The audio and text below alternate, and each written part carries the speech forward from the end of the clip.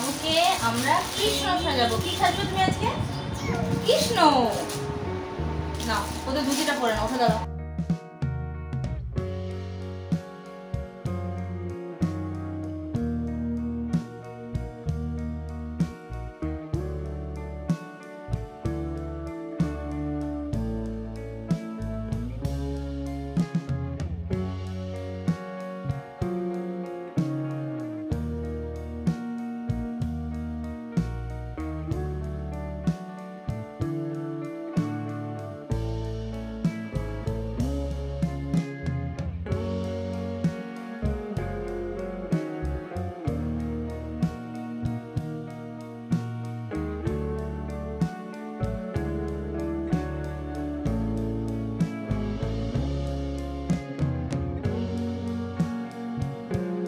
আমার কৃষ্ণ দেখো কি সুন্দর রেডি হয়ে গেছে, তাই না মামা?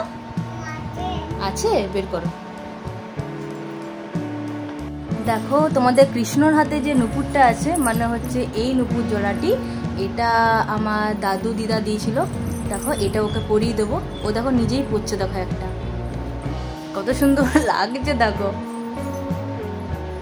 এই দেখো তোমাদের ছোট্ট কৃষ্ণ রেডি, কত সুন্দর লাগছে। মামা সবাইকে বাঁশি বাজিয়ে দেখি তো একবার, বাঁশিটা কেমন করে বাজাই।